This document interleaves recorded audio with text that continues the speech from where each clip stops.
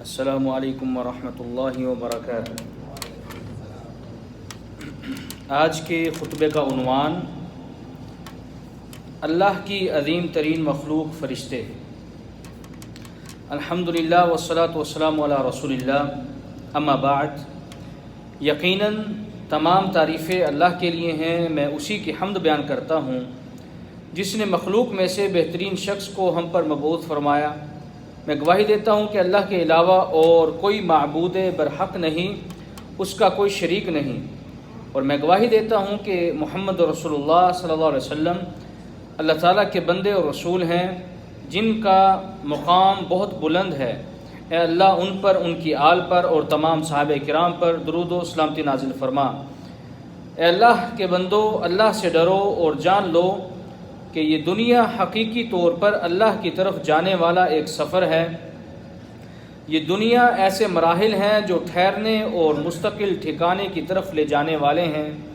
لہذا وہ شخص سعادت مند ہے جس نے اس دنیا کو اپنی آخرت کے لیے پل بنایا اور اس دنیا کو نہ تو مستقل ٹھکانہ بنایا اور نہ ہی اسے اپنا گھر، بلکہ اس نے اس دنیا میں ایک مسافر یا غریب آدمی کی طرح زندگی بسر کر دی، یا جیسے کوئی مسافر کسی درخت کے سائے تلے کچھ دیر سستاتا ہے اور پھر اپنی منزل کی طرف گامزن ہو جاتا ہے۔ فرمانے باری تعالیٰ ہے، دنیا کی زندگی بس چند روز فائدہ ہے اور آخرت کا گھر ہی ٹھہرنے کی جگہ ہے۔ اے مسلمانوں، بلا شبہ اللہ تعالیٰ عظیم ہے، جلیل ہے، ہر چیز میں اس کی نشانی ہے جو کہ اس کے اکیلے اور قہار ہونے پر دلالت کرتی ہے۔ وہی قادر مطلق اور عظیم ہے جس نے ہر چیز کو بہت مضبوطی سے بنایا اور ہر چیز کی ایجاد کی جس کا عقلیں ادراک نہیں کر سکتی اور نہ ہی فہم ان کا احاطہ کر سکتا ہے، اور نہ ہی اس کی بنائی ہوئی چیزوں کی عظمت کو کوئی پہچان سکتا ہے، بلکہ ان کا وہم بھی نہیں کر سکتا۔ بلا شبہ بڑی بڑی مخلوق میں سے ایک ایسی مخلوق بھی ہے جس میں رب کی قدرت کی تجلی ظاہر ہوتی ہے۔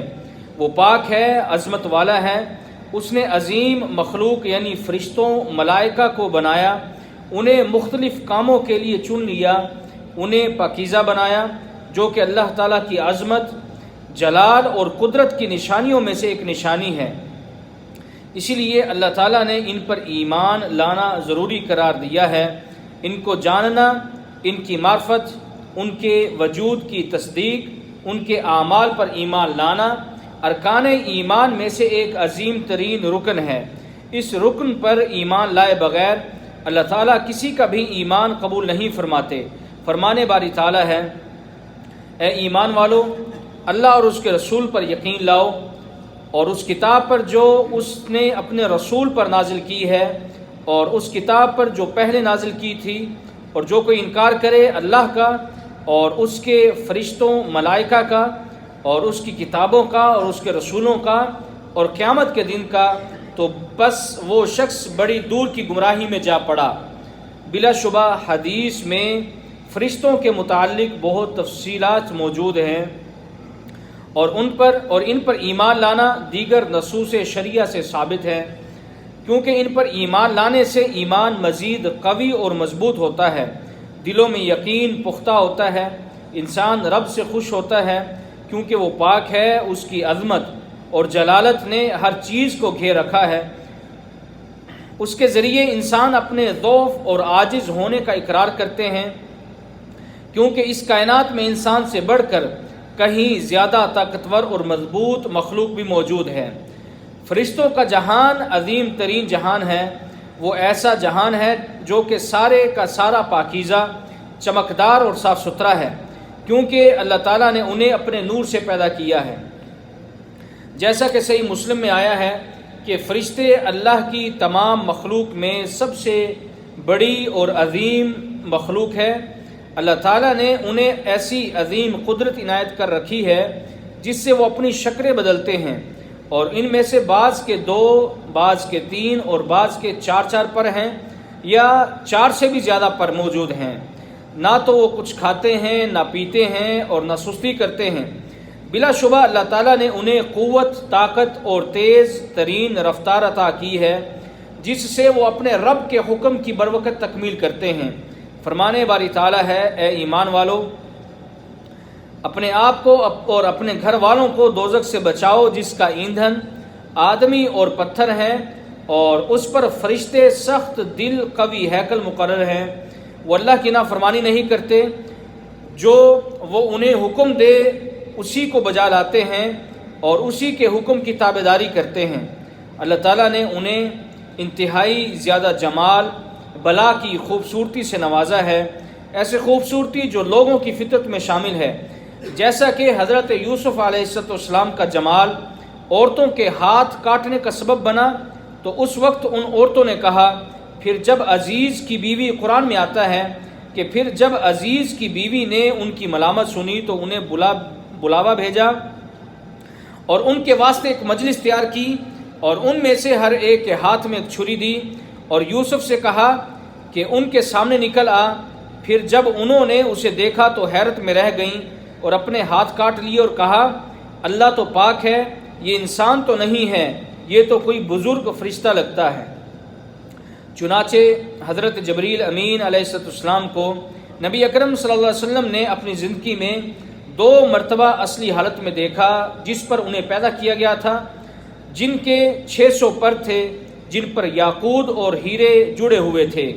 چنانچہ نبی اکرم صلی اللہ علیہ وسلم نے فرمایا، مجھے اجازت ملی ہے کہ میں عرش کے اٹھائے جانے والے فرشتوں میں سے ایک فرشتے کا حال بیان کروں جو عرش کو اٹھائے ہوئے ہیں۔ اس کے کان کی لو سے اس کے موندھے یعنی کندھے تک کا فاصلہ 700 برس کی مسافت کا ہے۔ اے مسلمانوں، فرشتوں کے ان اعمال پر ایمان لانا جو ہمیں معلوم ہے اور وہ اللہ تعالیٰ کے حکم سے انجام دیتے ہیں، مثلا اللہ عز و جل کی تسبیح کرنا اور دن رات مسلسل بغیر تھکاوٹ اور اکتاہٹ کے اس کی عبادت کرنا وغیرہ، بعض فرشتے مخصوص اعمال کے لیے مقرر ہیں، جیسا کہ جبریل امین اللہ تعالیٰ کی وحی پہنچانے پر مامور ہیں۔ اللہ تعالیٰ نے اپنی وحی کے ساتھ انہیں اپنے نبیوں اور رسولوں کے پاس بھیجا۔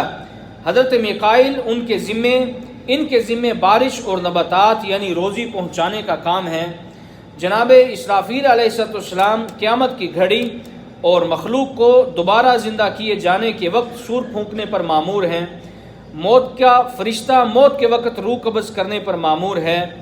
مالک یہ فرشتہ دروغہ جہنم ہے۔ اور جنین پر مامور فرشتے، اس سے مراد وہ فرشتے ہیں جو شکم مادر میں جنین یعنی بچے پر مامور ہیں۔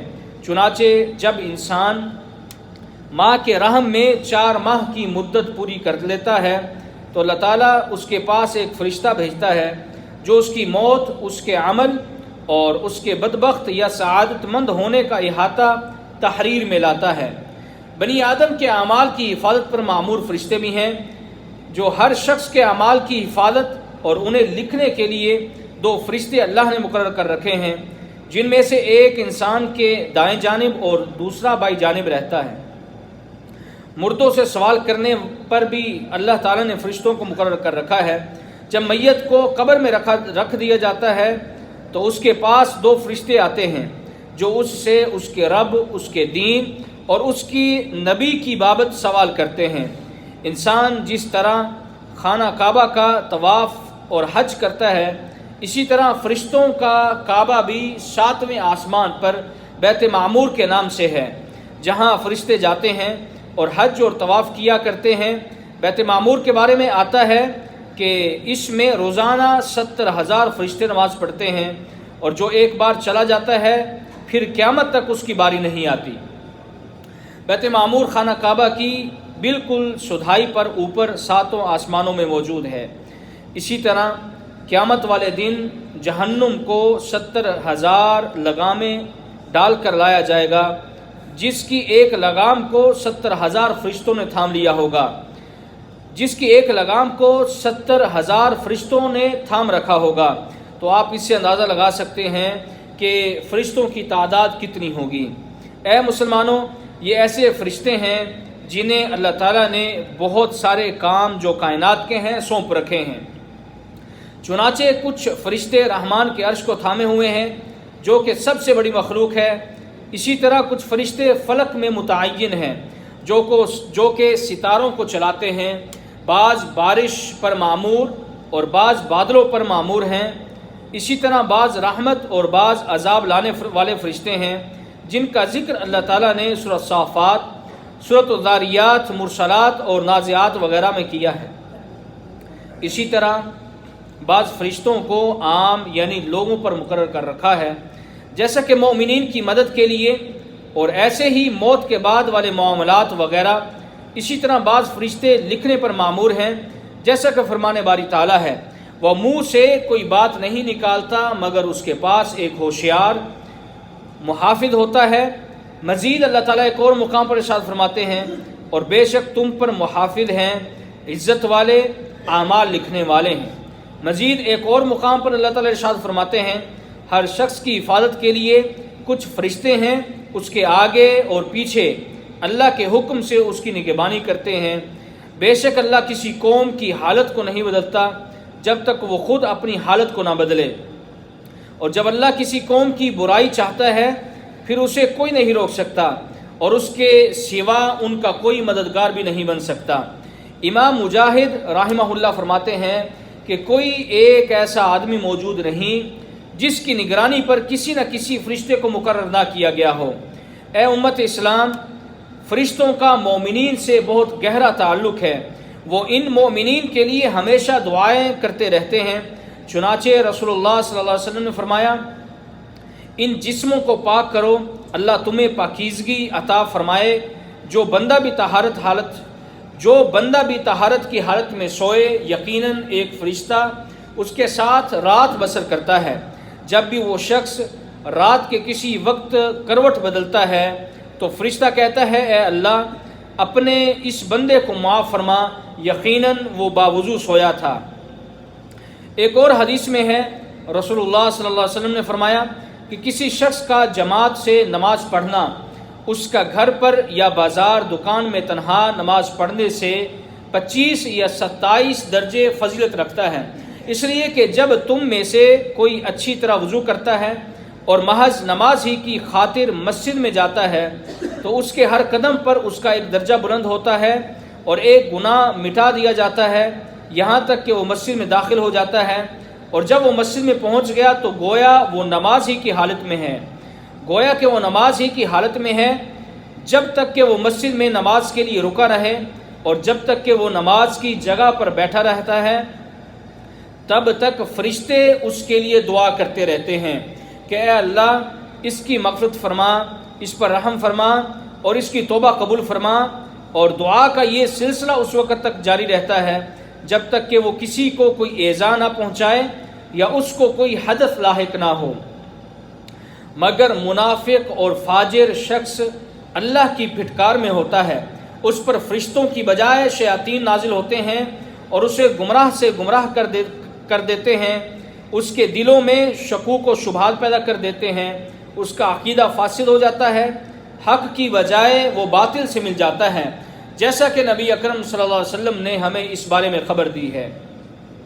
چنانچہ جناب علی رضی اللہ تعالیٰ عنہ فرماتے ہیں کہ ہم سکینت اور اطمینان کے بارے میں باتیں کرتے جس سے دل خوش ہو جاتے، اور فرشتے ہر گھڑی مومنین پر نازل ہوتے اور انہیں جنت رضوان کی بشارت دیتے، انہیں دین پر ثابت قدمی رہنے کی دعا دیتے، پھر آخر میں آرام سے اس کی روح رحمت شفقت کے ساتھ قبض کر لیتے، پھر اس روح کو آسمان پر عزت و توقیر کے ساتھ لے جایا جاتا اور اس کے لیے آسمان کے سارے دروازے کھول دیے جاتے اور انہیں سلام کہا جاتا۔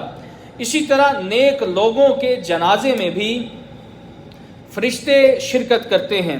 چنانچہ حضرت سعد بن معاذ رضی اللہ تعالیٰ عنہ کے جنازے میں 70,000 فرشتوں نے شرکت کی، اور معرکہ احد میں شریک ہونے والے حضرت حنظلہ کے بارے میں رسول اللہ صلی اللہ علیہ وسلم نے صحابہ کرام سے فرمایا، تمہارے ساتھی حنظلہ کو فرشتے آسمان اور زمین کے درمیان میں چاندی کی تشت میں رکھ کر بادل کے پانی سے غسل دے رہے ہیں۔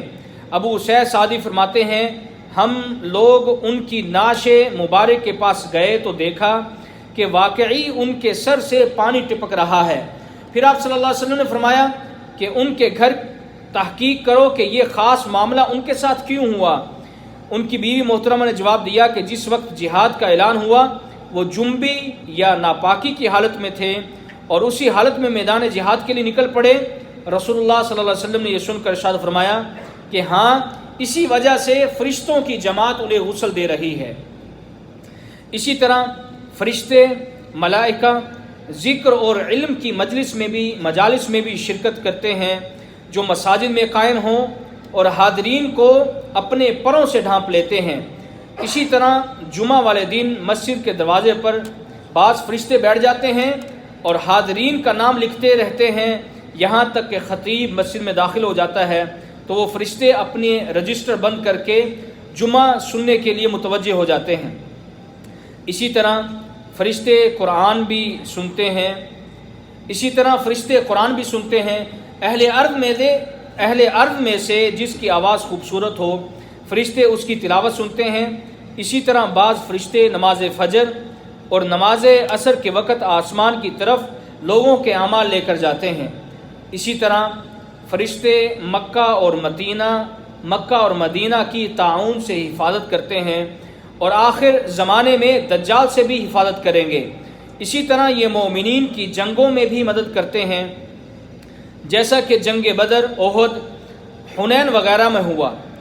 ان کی مدد مجرموں اور دشمنوں کے دلوں میں گھر کر جاتی ہے، جیسا کہ جبریل علیہ السلام کو دیکھ کر قوم لوط نے کہا۔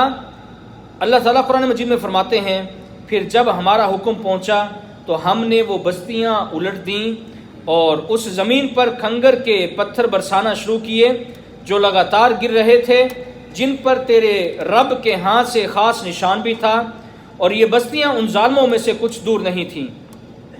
اے مسلمانوں، بہت سارے لوگ جادو ٹونا کی شکایت کرتے ہیں کیونکہ ان کے گھر شیاطین کا گھر ہوتے ہیں، ان کے گھروں میں فرشتے داخل نہیں ہوتے۔